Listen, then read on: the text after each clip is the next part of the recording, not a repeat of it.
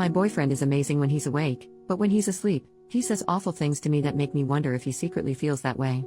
I, 25F, need to preface this by saying that when my boyfriend, 25M, is awake, he is wonderful and I couldn't be happier.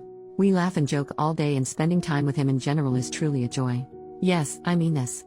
No, he doesn't upset me at all when he's awake. Also, for some background, he works night shifts at a job he really hates, so when he comes home, he likes to just relax and unwind, usually with whiskey or beer. Typically we cuddle or I massage his back and legs until he's drunk enough to fall asleep. He doesn't need alcohol to fall asleep.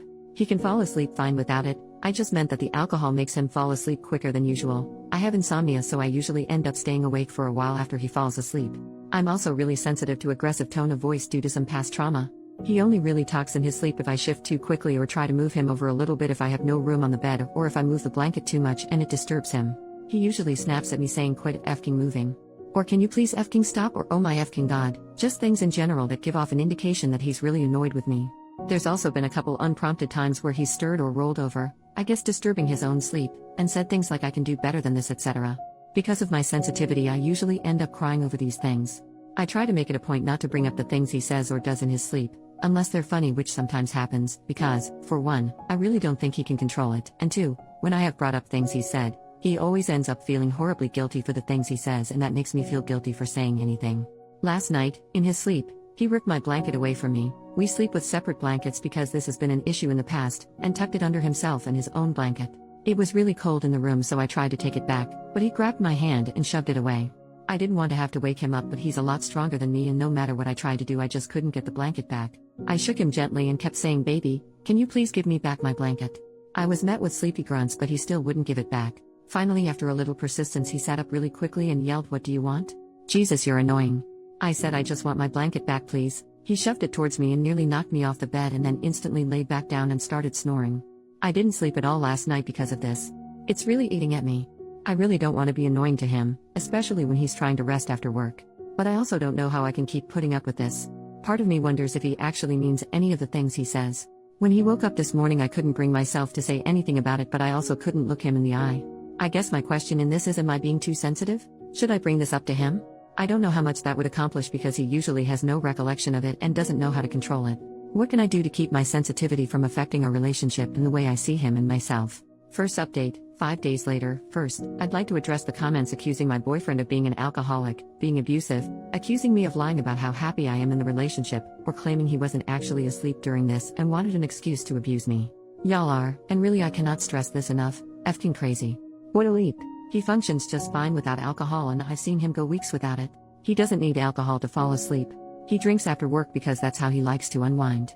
The same as one might go to a bar on the weekend. And for those of you with anecdotes about how your partners started off like this before leading into full-on abuse, I am deeply sorry that you endured that, and I wish healing on all of you. But that's not what this is. I've known my boyfriend for 10 years. He doesn't have an abusive bone in his body. Now on to the update. Shortly after I made this post, I asked him if he thought I was annoying. He said of course not, and asked me what prompted the question. When I brought up what he did in his sleep, he got very quiet for a short while and then asked, "Why didn't you slap the SHT out of me?" Which made me chuckle quite a bit. He then went on to say that he would prefer I tell him about the things he says in his sleep, stressing that if he crosses a line like that ever again, I have full permission to smack the life out of him. I never would. I asked him if it was a possibility that the alcohol was making his sleep more restless, and he said maybe, I don't know. I then asked him if it would be a possibility to try going a couple nights without alcohol, and he agreed. Since then, our co-sleeping has been wonderful, restful, and peaceful, except for the night before last. He shook me awake while I was sleeping, and I asked him what was up. Baby, I'll show you. I had no idea what he was talking about, so I asked him. He said, "I'll show you." I said, "Baby, are you still asleep?" "Yeah. I'll show you." He instantly started snoring again. I must have giggled myself back to sleep.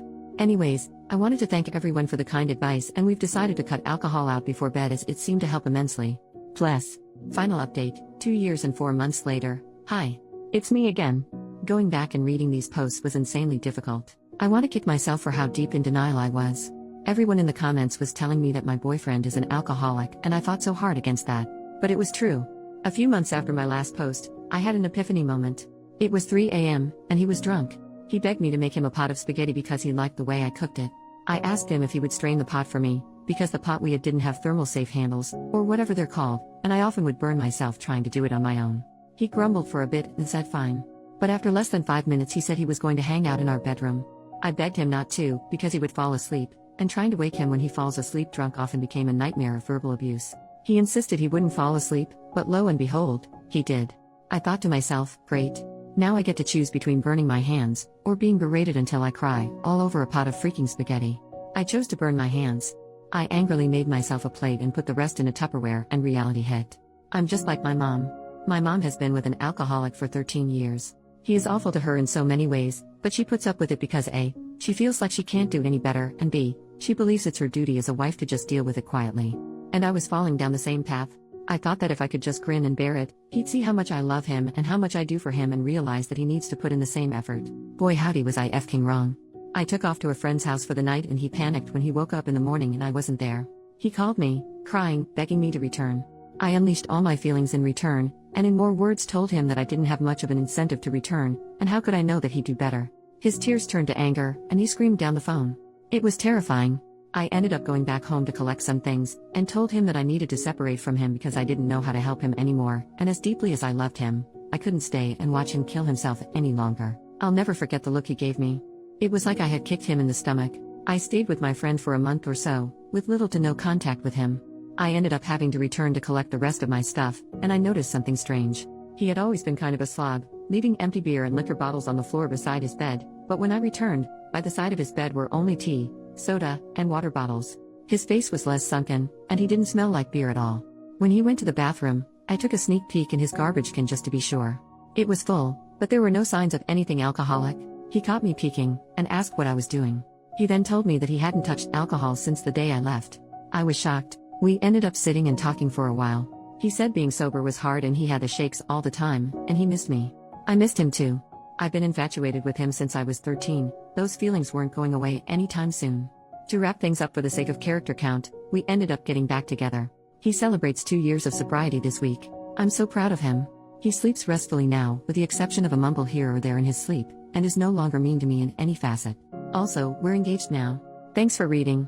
I'm sorry I fought you guys so hard, and thank you for telling me the truth even though I wasn't ready to hear it.